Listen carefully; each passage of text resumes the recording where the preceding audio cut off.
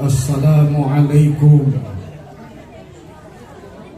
warahmatullahi wabarakatuh.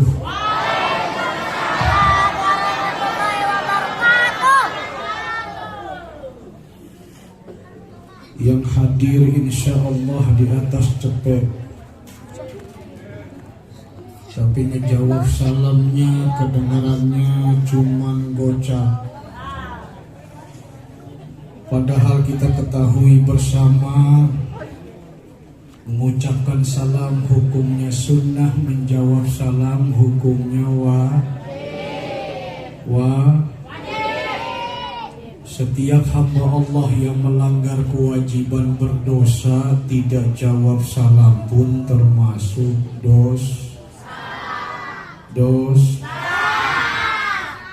ulang ngaji.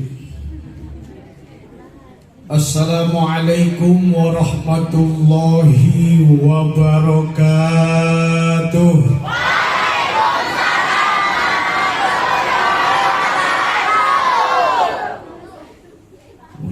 Muncrat tadi.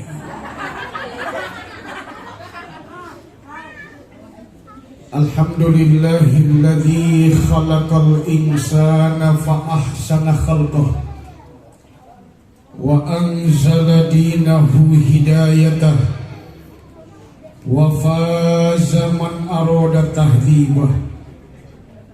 Ashhadu an la ilaha illallah al-wahidul ma'bud alladzi lahul baqa'u wad-dawamu wal khulud. Wa ashhadu anna sayyidana Muhammadan abduhu wa rasuluh la nabiyya ba'dah wal mab'utsu rahmatan lil alamin. Allahumma salli wa sallim ala sayyidil mursalin wa ala alihi wa ashabihi ajma'in, amma ba'du. Hadratul muhtaramin, para alimin ulama, para kiai, para ustaz, wabil khusus hadir di tengah-tengah kita Kiai Haji Ikin Sodikin, Kiai Haji Muhammad Ridwan, Kiai Haji Yusuf Tajiri MPD, padahal CS ini. Hadir al-mukarram Ustadz Jainal Effendi, Ustadz Mukhlis Nur, Ustadz Jamid Hamzah. Kapan jadi ngabsen ini? Ustadz Afifi, kemudian juga Bapak Ismanto, Bapak Ketua RW 012 Bapak Sodikin, kemudian juga Bapak Ketua RT 005 RW 02 Bapak Marsan, dan tak lupa para ustazah yang dalam hal ini ada encing saya Ustazah Dr. Anda Suryani, mudah-mudahan sehat selalu, cing. Lama ketemu udah tuh ya. Kemudian pengurus Musolah Al-Munafi'ah, Bapak Ibu, saudara hadirin, mohon maaf lahir batin tidak disebutkan satu persatu namanya. Insya Allah tidak mengurangi rasa takzim dan hormat saya sedikit pun. Mudah-mudahan kita semua yang hadir pada pertemuan ini senantiasa mulia dan dimuliakan Allah Subhanahu wa Ta'ala. Ya amin apa? Ya Rabbal amin aja makin disuruh. La ilaha illallah, la ilaha illallah, la ilaha illallah Muhammadur Rasulullah. La ilaha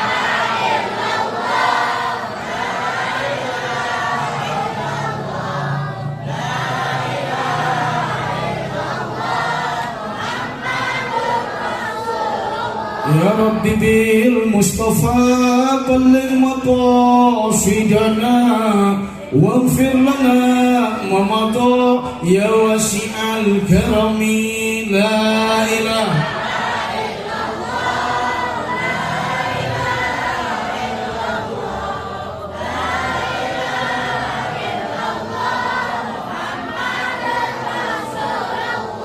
ke Ciawi membeli botol empok maya isiin minyak. Orang Betawi emangnya getol, belum kaya istrinya banyak. La ilaha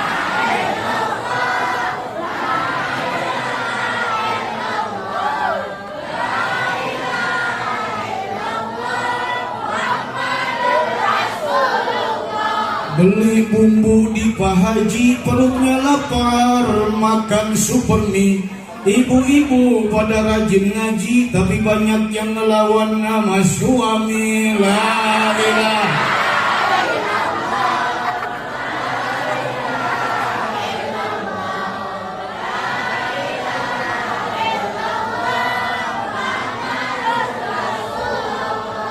Bapak Ibu Saudara hadirin jamaah peringatan Maulid Rasulullah sallallahu alaihi wasallam rahimakumullah.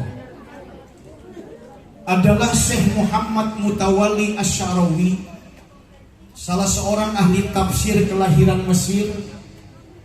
Di dalam salah satu fatwanya beliau katakan bahwa sesuatu itu akan istimewa, bahkan selalu diistimewakan apabila memiliki alasan-alasan yang istimewa. Contoh sederhana sebut saja dalam sebuah hadis Rasulullah Shallallahu Alaihi Wasallam bersabda, al jannatu tahta aqdamil ummahat.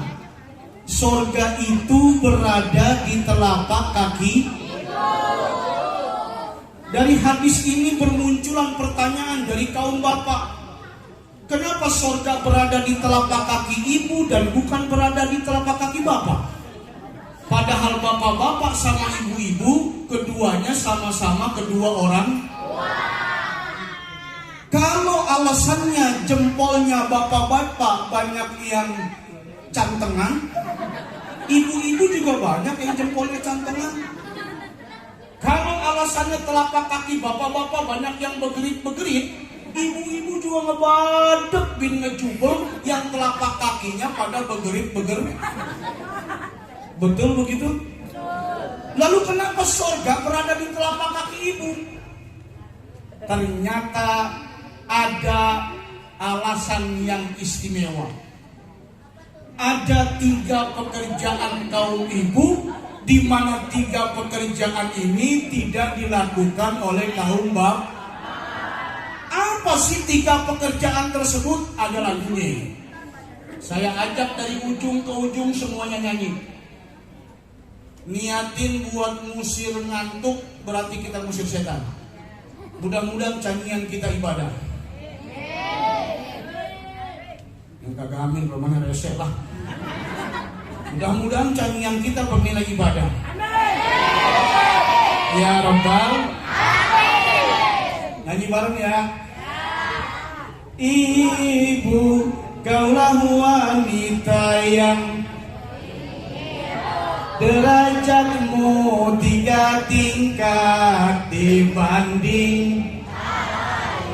Kau mengandung, melahirkan, menyusui, mengandung lagi, melahirin lagi, nyusuin lagi, ngandung lagi, melahirin lagi, nyusuin lagi, ngandung. Kapok-kapoknya ini.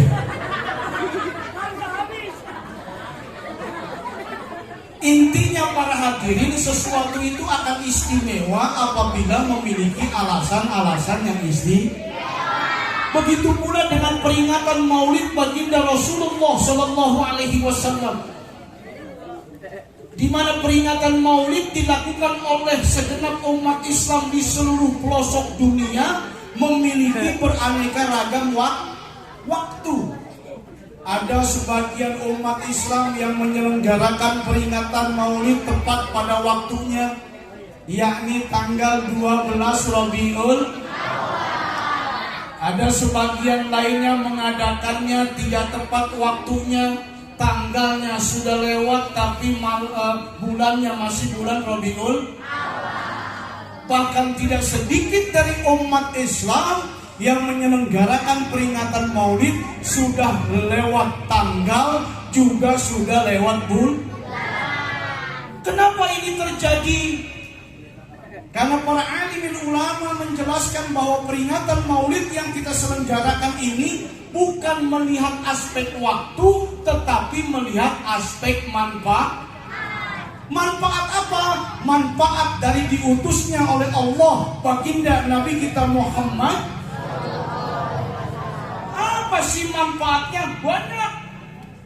Seperti yang disampaikan dalam ayat Al-Quran yang sudah tidak asing di telinga kita, wa ma arsalnaka illa rahmatan lil.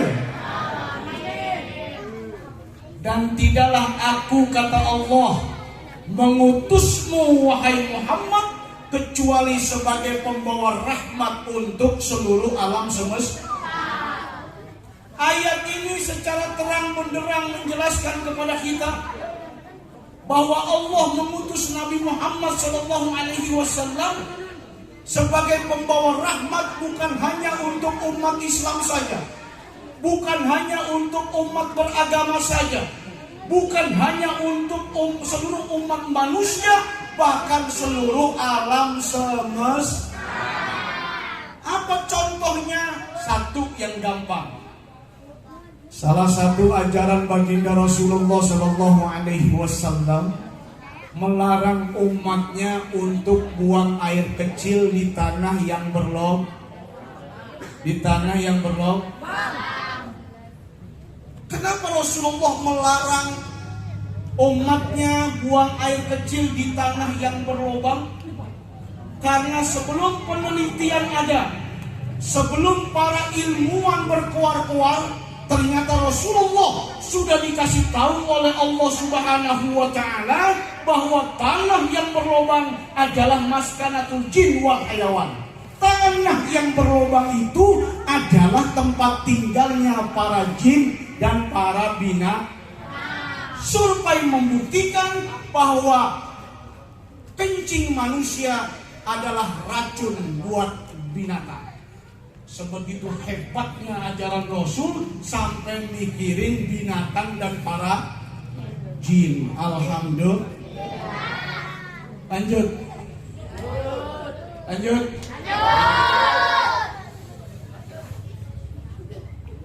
Rasulullah Shallallahu Alaihi Wasallam diutus oleh Allah sebagai pembawa rahmat untuk seluruh alam semesta. Rahmat buat kita umat Islam, rahmat buat siapapun yang mengikuti Rasulullah Shallallahu Alaihi Wasallam. Tadi telah dibacakan oleh guru kita Al-Mukarram Ustaz Fathur Rahman. Beliau membaca surah Al-Imran ayat 31.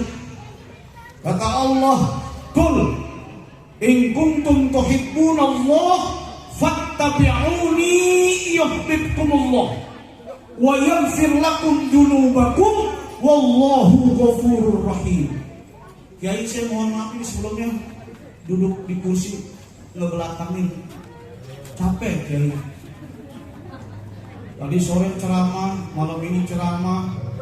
Besok saya harus ada di airport. Saya harus berangkat ke Malaysia. Bukan mau ceramah, mau ngadirin upin-ipin sunatan.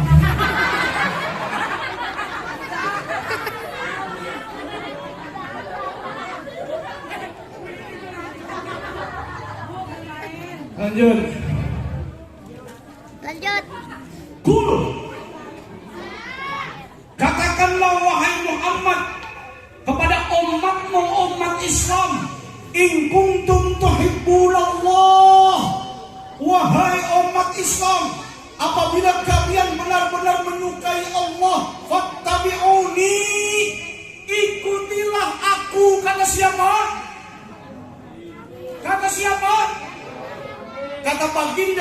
kita Muhammad.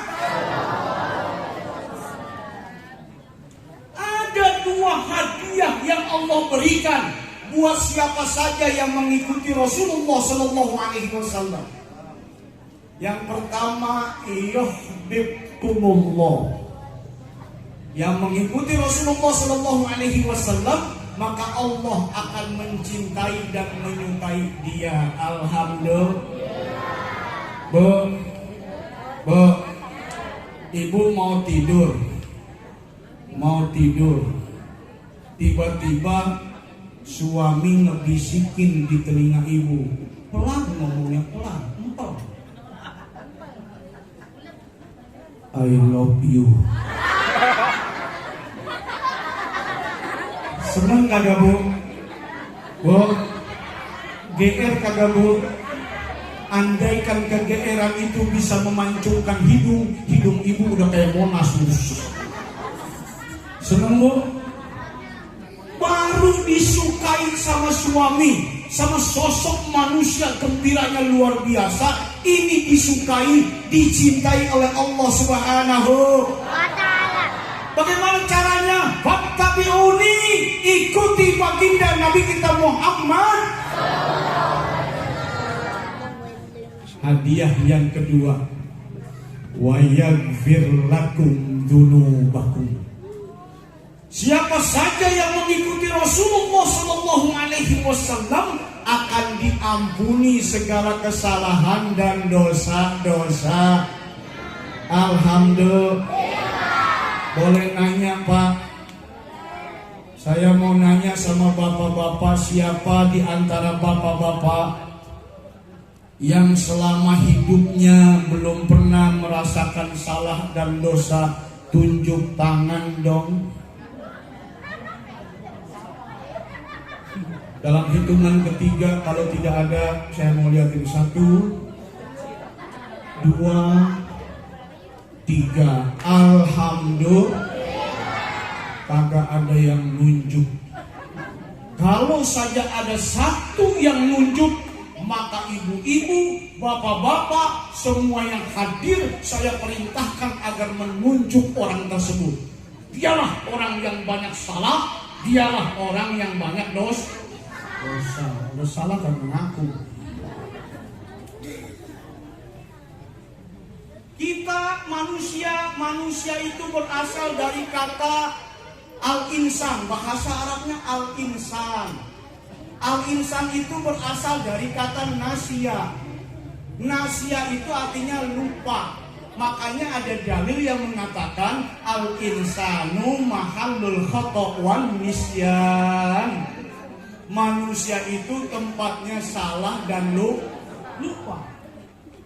Karena kita pasti salah, karena kita pasti dosa, maka subhanallah, kesalahan dan dosa kita akan diampuni oleh Allah Subhanahu. Amin ya rabbal. Amin ya rabbal. Bagaimana caranya kesalahan dan dosa kita diampuni? Fattabi'uni, ikutilah baginda Nabi kita Muhammad. Yang terakhir, ceramah begitu aja. Orang tadi ketua panitianya bisik-bisik sama saya, Kiai, ente ceramah panjang atau pendek, amplopnya sama. Saya jawab sama panitia dengan tegas, saya enggak butuh amplop.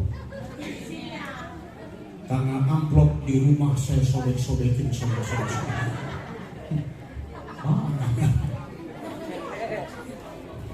Baik, selanjutnya saya ingin nanya sama bapak dan ibu. Katanya,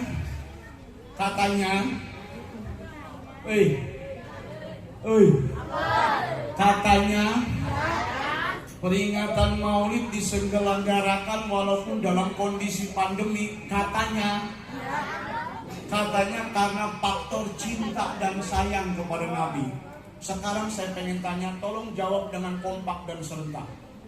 Yang ngejawab dengan suara kencang dan lantang, saya doakan mudah-mudahan setelah acara ini pada berangkat umroh. Amin. Tapi yang tidak mau menjawab atau menjawabnya suaranya pelan-pelan, saya pun akan mendoakan mudah-mudahan dia setelah ini pada cepat. Pokoknya pada cepat aja. Siap? Tarik nafas. Siap? Cinta Nabi.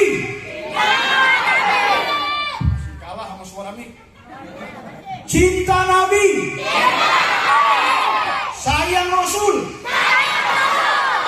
Orang nanya lagi. Emang itu nasinya yang salah ini? Cinta Nabi. Begitu maksudnya. Sayang Rasul. Sering bangun malam sholat tahajud. Jamaah. Cinta Nabi. Sayang Rasul. Sering bangun malam sholat tahajud. Sering puasa Senin Kemis.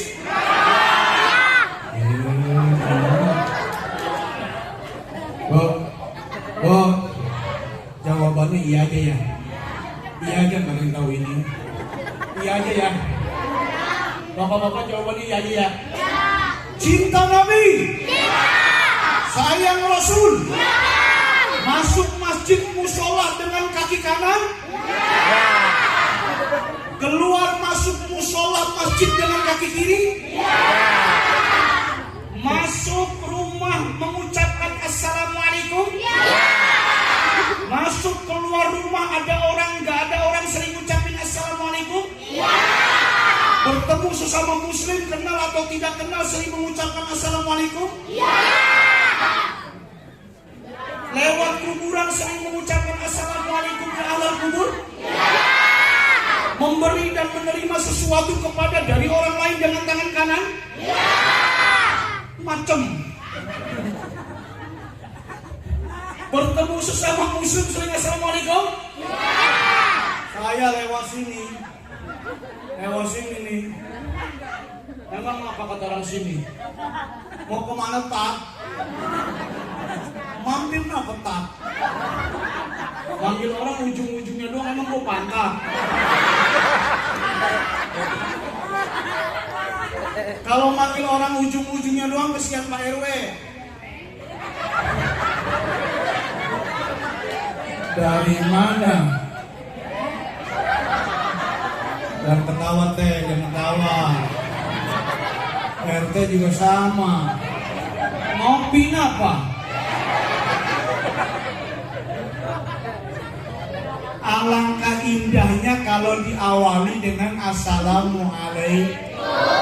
Assalamualaikum Pak RW, mampir ngopinya, alhamdulillah. Sekarang para jamaah dari laki-laki dimohon diam, saya mau nanya sama kaum ibu, setuju? Hampura Pak ya, diam dulu ya Pak ya. Diam dulu ya Pak ya. Bu, cinta Nabi, sayang Rasul, ngizinin suaminya kawin lagi.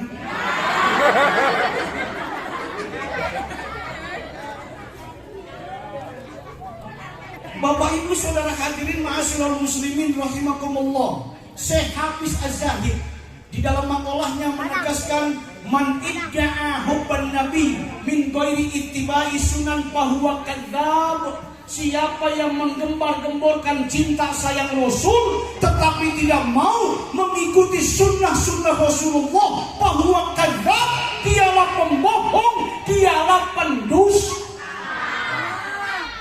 Cinta Nabi, sayang Rasul, makan selalu dengan tangan kanan. Setelah makan dan sebelum makan selalu kekobokan.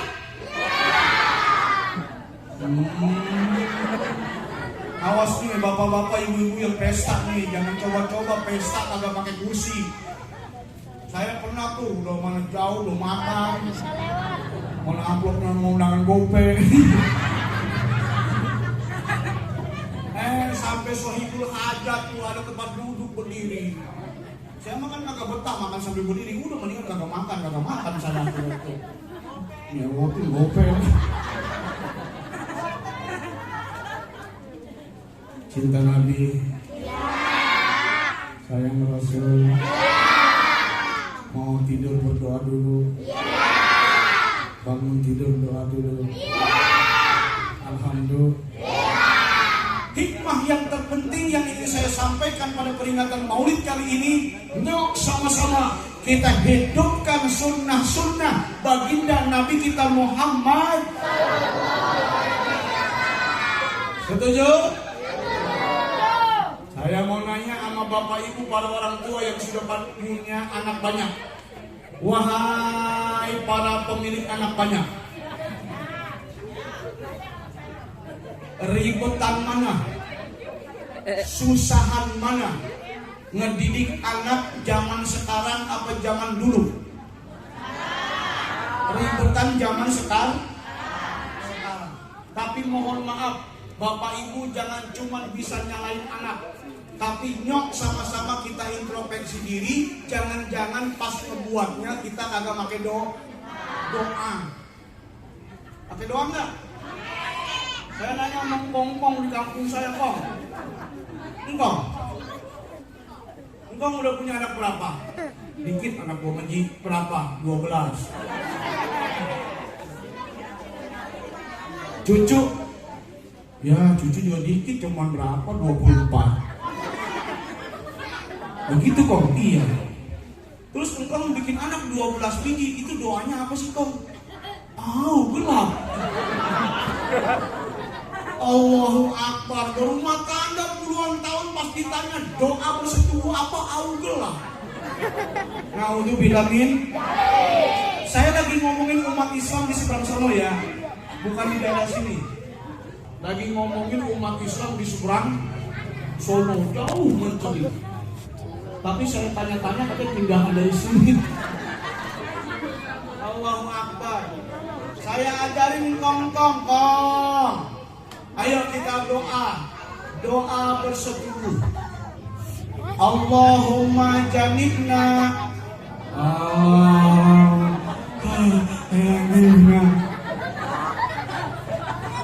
Kepanjangan J. Ada enggak doa yang lebih pendek? Ada. Apa? Komat. Iya komat. Jadi sebelum bersetubuh suka bisik komat. Allahu Akbar, Allahu Akbar.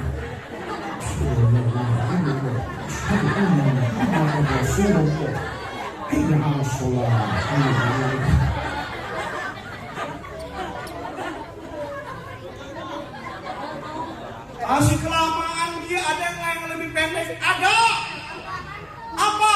Allah. Ucapkan lafaz Allah. Oh begitu? Iya. Bisa begitu? Bisa. Bener loh, bener. Wah, langsung diamali.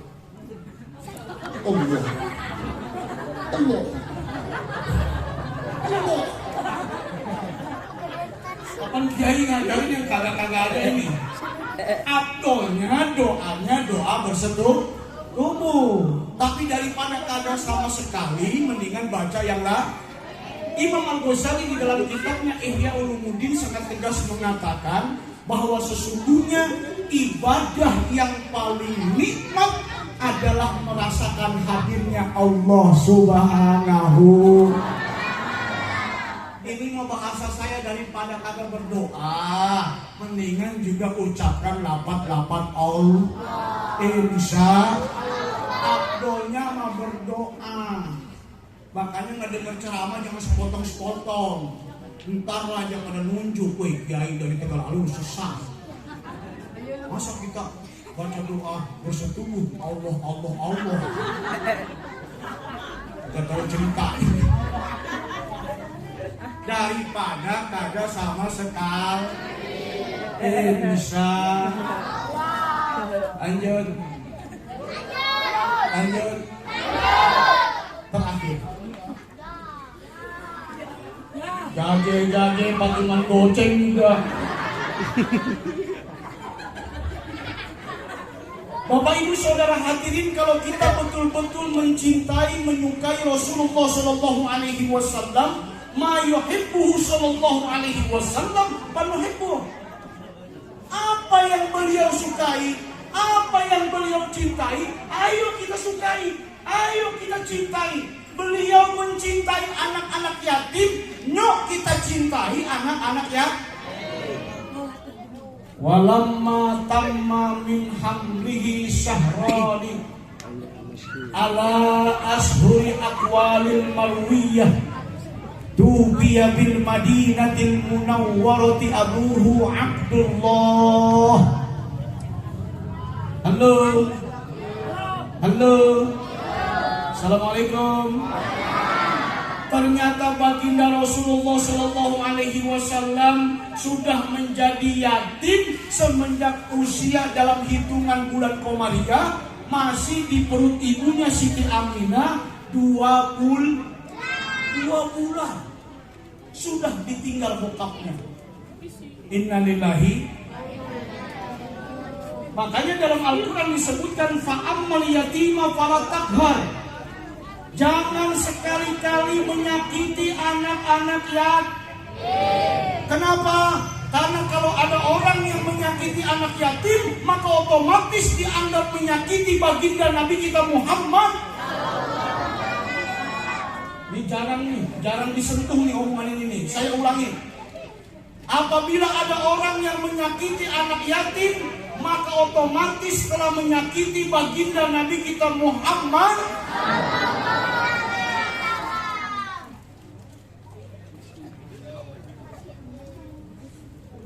Yang lebih ekstrim lagi pendapat Syekh Dr. Yusuf Al-Qaradawi, Pak.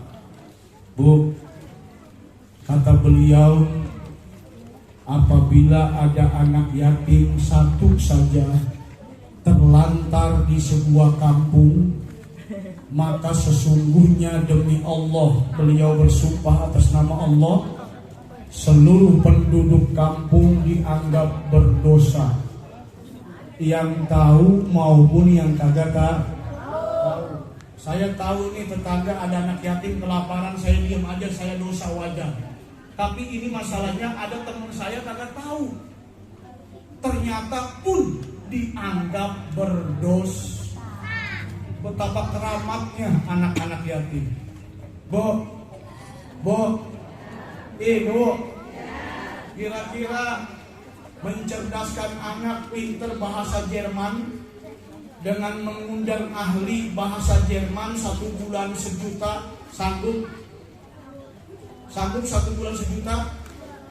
Sanggup. Insya anak pasti pinter bahasa Jerman. Betul? Betul? Panggil guru privat suruh ngajar bahasa Inggris 1 bulan 500.000. Insya Allah anak kita pinter bahasa Inggris. Pertanyaannya adalah, apakah anak-anak kita akan menjadi anak yang soleh dan solehah? Ada jaminan? Tetapi subhanallah, mulai hari ini kita sugestikan diri kita, apa yang kita mampu untuk anak-anak yatim, untuk mengurusi anak yatim, maka subhanallah, Allah yang akan mengurus anak-anak kita. Insya Allah. Siapapun jamaahnya yang sudah berani ngurusin anak yatim, insya Allah harus yakin seyakin-yakinnya Allah akan mengurus anak-anak kita. Insya Allah. Lanjut. Kalau Nabi cinta sama anak yatim, nyok sama-sama kita cintai anak-anak yatim di sekeliling kita. Saya sering ditanya, Bu, Kiai, mana yang harus kita pilih? Anak yatim yang usia 19 tahun, apa anak yatim yang usianya 6 tahun? Kira-kira memilih yang mana? Kalau dalam kajian fikih, kalau dalam kajian fikih ini umat harus melek. Karena hukum fikih itu adalah hukum kondisional yang tidak statis, harus dinamis. Kalau kita disuruh milih nyantunin anak yatim yang usia 6 tahun, yang masih ingusan, yang masih makan cilok, atau kita memilih anak yatim yang usia 19 tahun? Iya, kalau mensuruh milih. Memang serang siapa itu? Lo tahu kalau mensuruh milih. Kalau ada duit udah ada semua. Ini mah pertanyaannya kalau disuruh milih.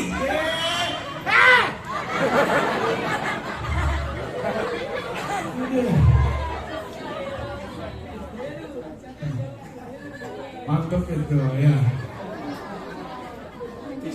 Melek, matanya melek. Ya, kalau pikir melek, kondisional. Kalau misalnya anak usia 6 tahun yatim ternyata punya kakak kaya raya, punya empok sudah usaha semua, jajannya, sekolahnya, bajunya, tidurnya sudah dijamin sama kakak-kakaknya. Sedangkan ada anak yatim yang usia 19 tahun sedang pusing karena akan terancam kuliahnya dikeluarkan, di DO. Gara-gara belum bayaran kuliah. Milih yang mana kita kira-kira? Halo.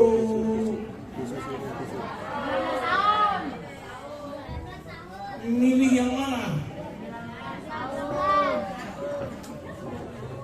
Ini pikir nih, ya, nggak bisa dipukul rata. Memang kalau bicara iba, lebih iba ngelihat anak yatim yang kecot. Iya, betul. Tapi kalau misalnya kita berhadapan dengan kasus kayak tadi, kira-kira mau milih mana? Kita bantu yatim yang usianya 19 tahun karena terancam akan di DO kuliahnya apabila tidak dilunas. Ini fikih. Ya, makanya kalau ngajar fikih itu nggak bisa ngejawab satu jawaban, harus bijaksana dan seterusnya. Insya Allah. Lanjut. Ma yuhibbuhu sallallahu alaihi wasallam fa nuhibbuh. Apa yang disukai dan dicintai Rasul, maka ayo kita sukai dan kita cintai. Yang kedua, pekerjaan yang dicintai oleh Nabi apa? Woi, anak kecil bilang amat dia. Bang, selama ini kan ngelihat bokapnya Kiai Santang di TV. Sekarang ada di depan mata, jangan disia-siain gitu loh. Ya, jangan berisik ya. Oke, setuju. Kalau mau berisik mendingan tidur ya. Udah ya. Pekerjaan yang dicintai oleh Rasulullah yang kedua adalah tolabul ilm, menuntut ilmu. Imam Al-Ghazali di dalam kitabnya Ihya Ulumuddin sangat tegas mengatakan bahwa seluruh ibadah apapun bentuknya kalau tidak dilandasi dengan ilmu, maka ibadah tersebut mustahil dikabul, diterima oleh Allah Subhanahu. Makanya pada ngaji.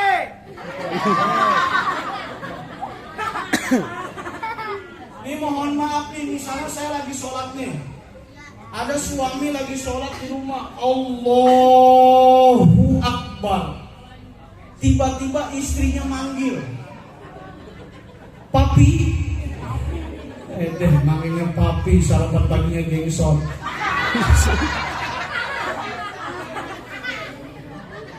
Karena sang suami kagak pernah ngaji, alergi sama majlis taklim, gedek sama ustad, akhirnya pas lagi sholat dipanggil sama istrinya, dia nyaur. Papi, apa mami? Tunggu sebentar ya papi, lagi sholat, tanggung tinggal 1 rakaat. Maminya nyaut lagi, ya udah kalau tinggal 1 rakaat bang lanjutin aja, papinya geblek, maminya tol. Betul begitu betul? Kenapa? Karena sholatnya tidak dilandasi dengan ilmu. Kalau dia rajin ngaji, insya Allah guru-guru fikihnya ngajarin. Jawab dengan isyarat fikih. Ada dua. Yang pertama bit taswit dengan tepuk tangan. Saya andein, mohon maaf, mudah-mudahan jangan dianggap menggurui. Amin. Mudah-mudahan tidak dianggap mendikte. Tapi ini mudah-mudahan dianggap pengamalan ayat wa tawassaw bil haq wa tawassaw bis. Saya anggap ini, saya sholatnya Allahu Akbar. Tiba-tiba cewek saya manggil. Saya dipanggil. Anjas marah.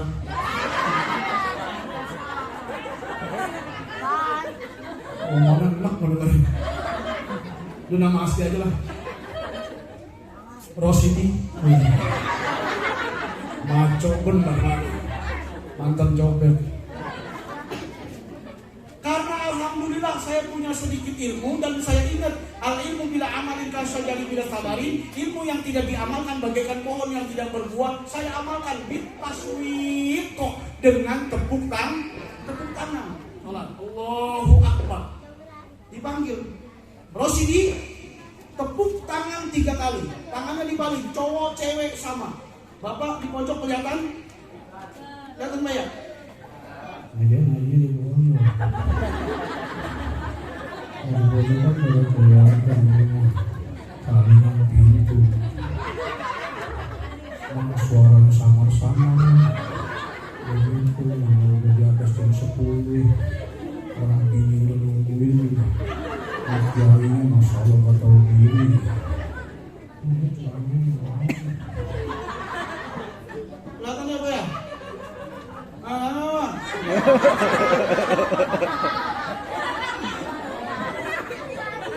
Jawab bitasmih, tepuk tangan 3 kali. Rosidi, tepuk tangan 3 kali. Kalau yang manggil saya ngerti ilmu fikih, dia paham. Oh, Rosidi lagi sholat. Yang jadi masalah, teman saya ini kagak ngerti ilmu fikih. Gedek sama Ustaz beli motor dia pusing, Ustaz beli mobil dia stres, Ustaz beli ngebangun rumah dia kesurupan, Ustaz berangkat umroh dia setru. Ada orang yang begitu ada? Mana dia orangnya? Di sini alhamdulillah gua ada, semuanya hormat sama guru. Amin. Saya ngomongin umat Islam di seberang sono.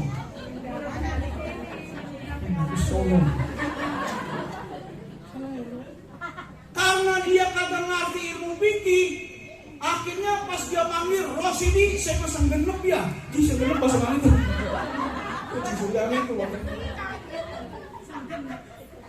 orang itu kan mau bebek. Tangan 3 kali. Pak. Apa kata dia Pak? Rosidi ngajakin bercanda. Rosidi, kalau lu bisa 3 kali, nih gua bisa lebih dari itu.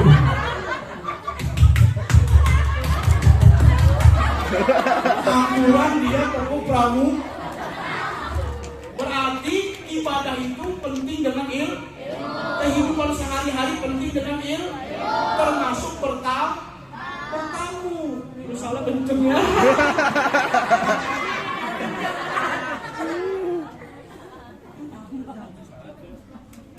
Pertanyaannya berikutnya adalah, bagaimana kalau dengan tepuk tangan tamunya kagak paham, tamunya kagak kedengeran, tamunya kagak ngerti-ngerti? Jawab dengan isyarat fikih yang kedua, apa? Iya, harus suaranya dikeraskan. Nih contoh nih. Ini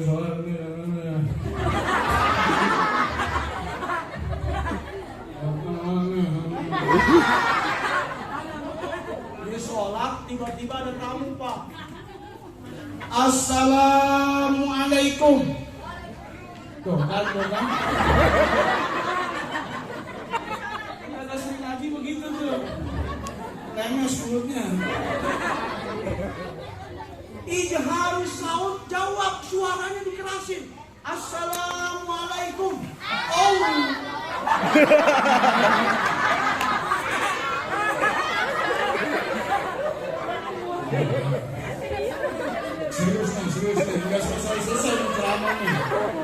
Keringat ke bol-bol nih bro.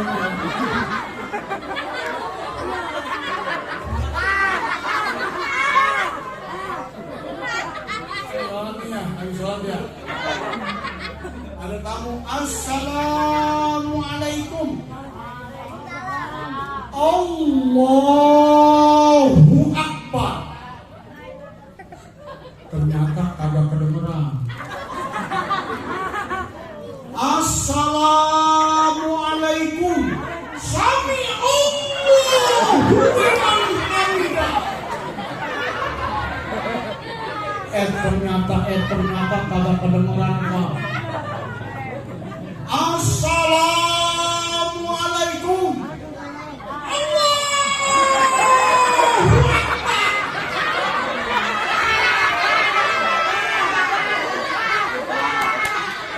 Ternyata bapak ibu kagak kedengeran lagi.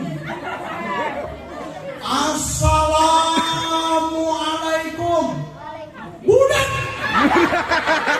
Dada. Kesultan sama badan dan mati. Kamu yang keluar lagi.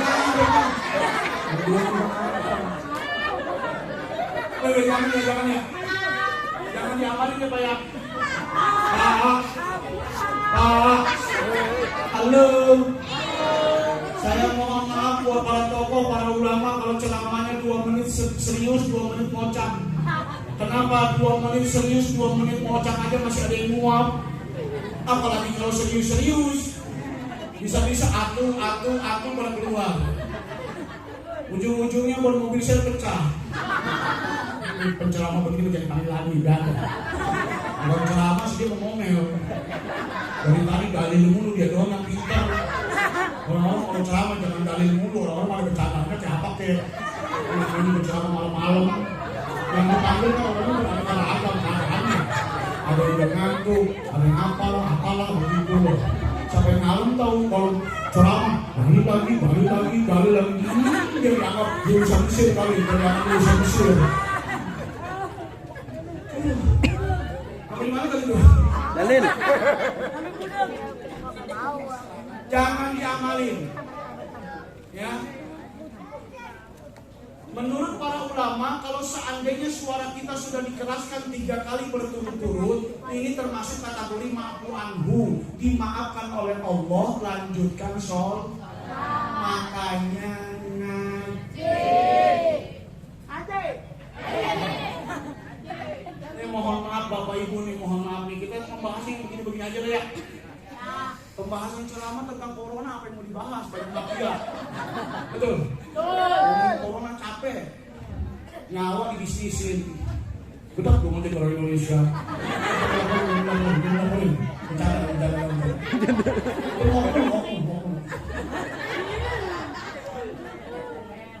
Saya perhatikan bapak-bapak, para hadirin ini muka-mukanya pada senang sama bola ini. Hobi sama bola Pak? Ya. Hobi tapi nggak pernah main bola kan? Lapangannya nggak ada. Tapi kalau Juventus sama Roma kapanpun dia tanding, berdua kita pedagangin betul. Hobi sama bola. Tapi mohon maaf jangan mentang-mentang hobi bola. Pas mau sujud ada kucing.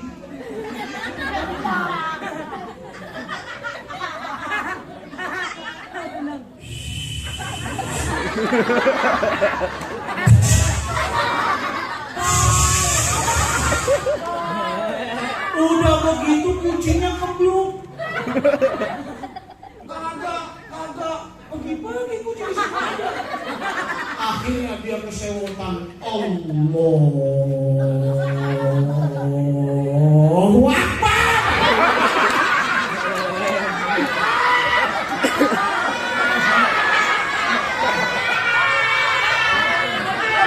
Saudara hadirin ma'asyiral muslimin rahimakumullah.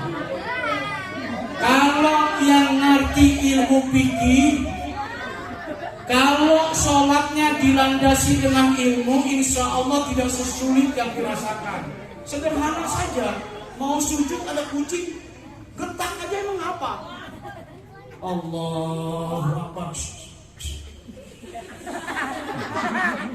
Emang kenapa? Kenapa?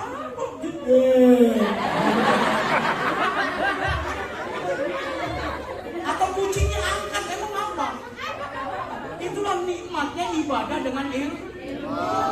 Jangan tungga-tungga. Angkat jangan. Angkat jangan. Emang kucing siapa ini? Kucing siapa ini? Geser aja, kenapa geser? Alhamdulillah, ibadah dengan ilmu nikmat, makanya badangan. You understand? Yes. Deh, orang kampung ngomongnya itu.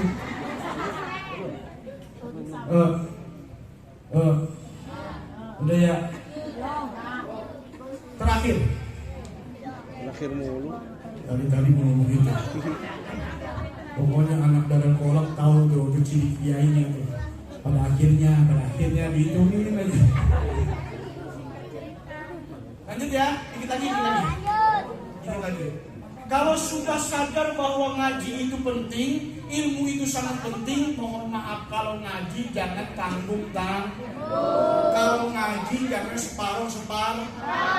Saya pernah di Cipondo ceramah, Pak.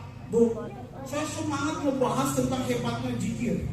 Saudara-saudara, ayo sama-sama kita zikrullah. Kita berzikir kepada Allah kapanpun, dimanapun, dalam kondisi apapun. Ayo sama-sama kita zikrullah, berzikir kepada Allah Subhanahu wa Ta'ala. Dan zikir yang paling afdal diucapkan. Ceramah saya belum selesai, ada aki-aki bangun dari tempat duduknya. Saya tanya, mau kemana Kong? Dia jawab, mau berak.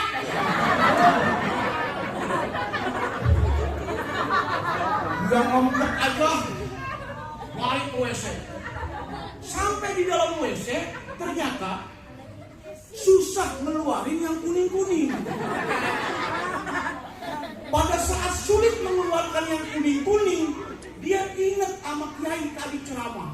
Saudara-saudara, dimanapun kita berada, ayo kita zikir kepada Allah Subhanahu wa Ta'ala. Dan zikir yang paling afdal diucapkan, diamali sama kita, diamali. Allahu Akbar. Belum keluar juga, belum keluar. Lam yalid walam yulad walam yakul lahu kufuwan ahad. Alhamdulillah. Naudzubillah min. Padahal zikir di WC disuarakan hukumnya makruh. Kalau makruh bagaimana Kiai, jangan ngebingungin kita. Kita lagi boker. Ada tamu, assalamualaikum. Kalau kita kada jawab, kita dosa.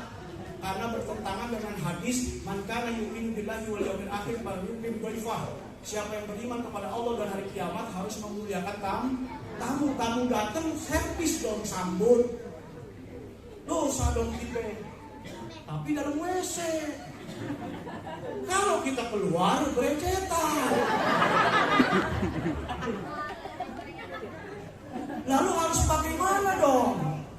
Orang kalau punya ilmu, ibadahnya gampang. Dan saya nih, misalnya dalam WC nih, kebayang ya, saya lagi boker di WC nih, nyari nongkrong nih, ada tamu, assalamualaikum. Saya jawab makruh. Kalau saya keluar bercetan. Kalau saya diem aja, kamu kecewa, bisa pulang. Caranya bagaimana? Oh, udah sederhana.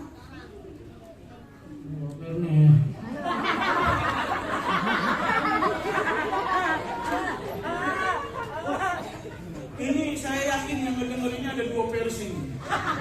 Ada satu yang sebenarnya perutnya bawaan udah ketawa, ada yang sewot.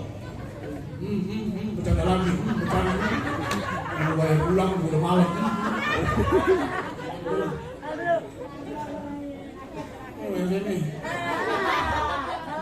Assalamualaikum, gampang Pak. Buka pintu WC-nya sedikit. Kekek. keluarkan pala kita dari pintu WC. Waalaikumsalam warahmatullahi wabarakatuh. Abang, silakan duduk sebentar bang, saya ada urusan bisnis. Lanjutkan perjuangan. Itu pintu alhamdulillah.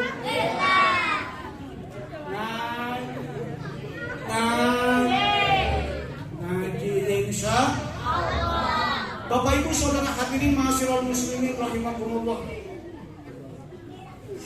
Apa yang disukai dan dicintai Rasulullah, mari sama-sama kita sukai dan kita cintai. Sebaliknya, apa yang dibenci dilarang oleh Rasul, mari sama-sama kita benci, kita tinggal. Insya mudah-mudahan kita semua menjadi pengikutnya baginda Rasulullah SAW yang setia sepanjang mas dengan mengamalkan sunnah-sunnah baginda Nabi kita Muhammad. Para ustadz, para kiai, mohon maaf agak lancar.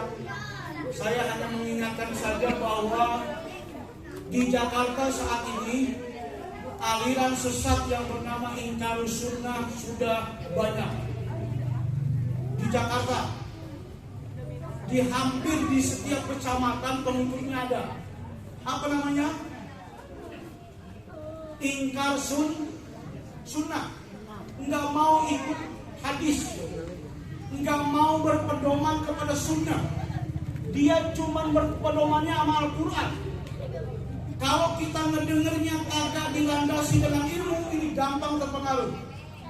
Kami grup ingkar sunnah, kami hanya pakai Al-Quran, tidak mau pakai hadis, tidak mau pakai sunnah. Apa alasannya?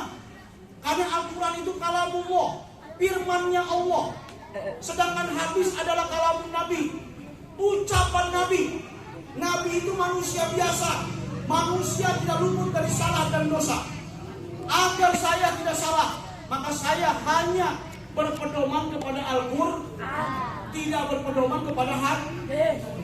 Ini bisa terpengaruh. Awas, ya. Kalau ada kelompok itu ajak diskusi. Kalau saya nggak mau, saya suruh umat serang, hancurkan. Wah, itu umat Islam, ya, tidak Islami. Ajak diskusi. Nih, misalnya dia ada di sini nih, di depan saya nih. Ini dia nih, misalnya dia nih. Dia ini salah satu anggota dari ingkarus sunnah. Ini dia nih. Ya, pokoknya dia warna hijau nih. Saya mau tanya sama ente bro. Ente kan pengikut ingkar sunnah, betul? Betul. Tadi Anda bilang Anda berpegang teguh sama Al-Quran doang, tapi nggak berpegang teguh sama sunnah, sama hadis, betul? Betul. Saya mau tanya, bro. Ini gini. Ini orangnya. Saya mau tanya, Anda sholat? Iya, saya sholat.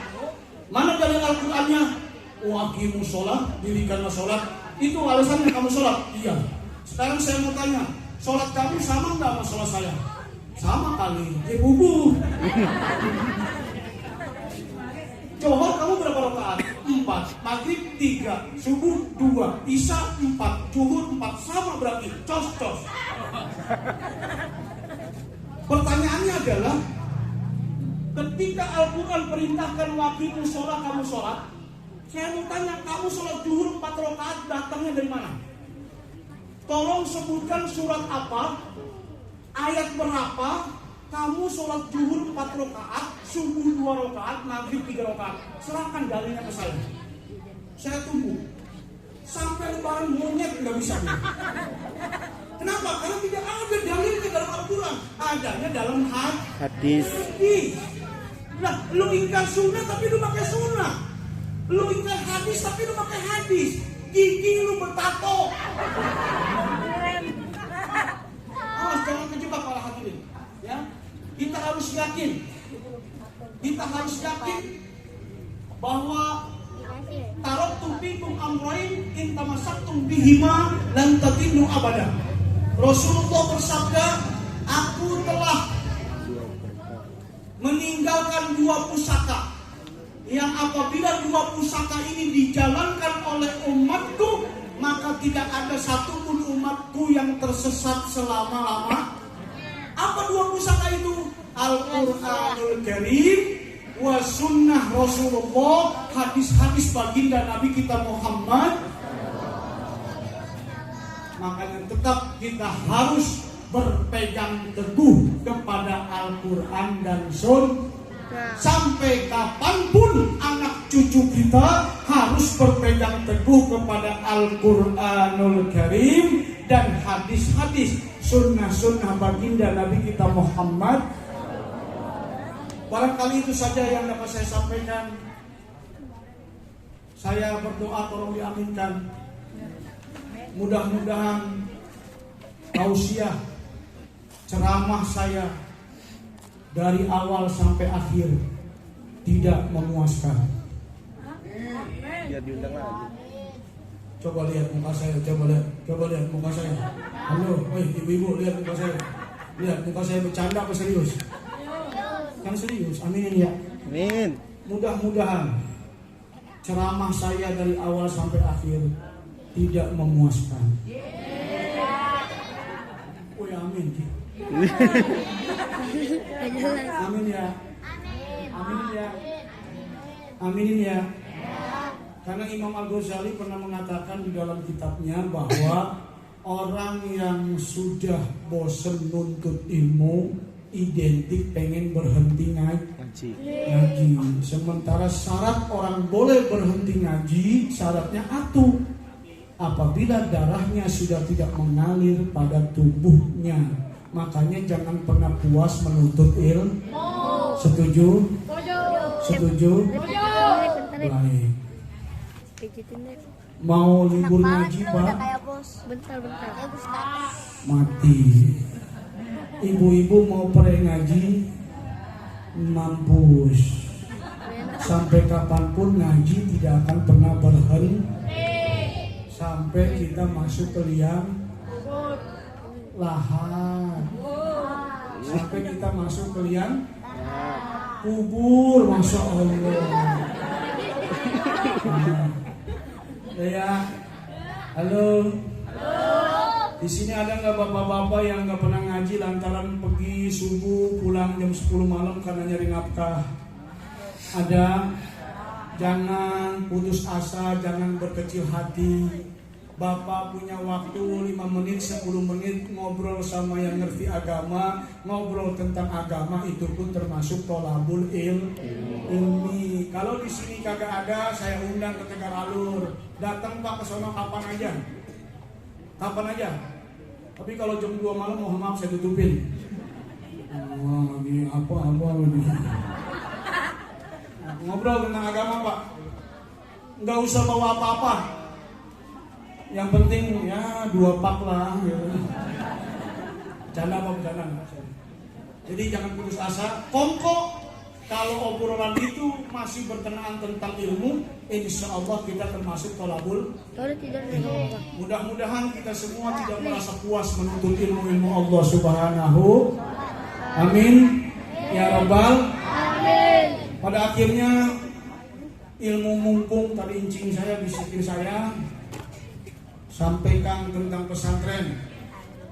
Bapak, Ibu, saya minta doa restunya. Saat ini sedang ikhtiar membuat cabang di Tenjo.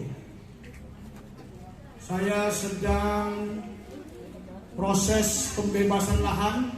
Saat ini baru yang kita punya sekitar 5.000 meter lebih. Kalau sudah ke angka 6-7.000, bismillah akan dimulai pembangunan.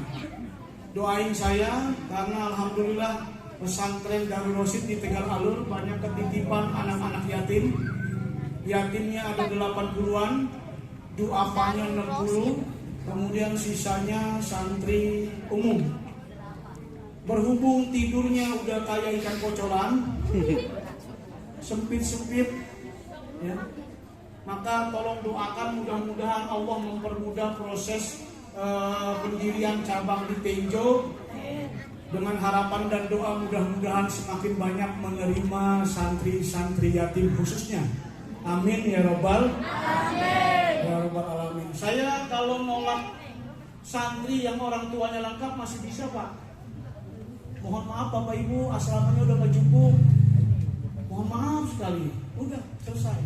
Tapi kalau anak yatim yang masuk, dikejar-kejar dosa, dikejar-kejar salah, susah tidur. Oleh sebab itu, saya yakin dengan kekuatan doa, saya mohon kepada para jamaah doakan saya, mudah-mudahan proses pendirian cabang Darul Rasid di Tenjo diberi kemudahan oleh Allah Subhanahu wa taala. Sehingga mudah-mudahan santrinya makin banyak, makin berkah dan makin bisa menerima santri-santri yatim. Alhamdulillah.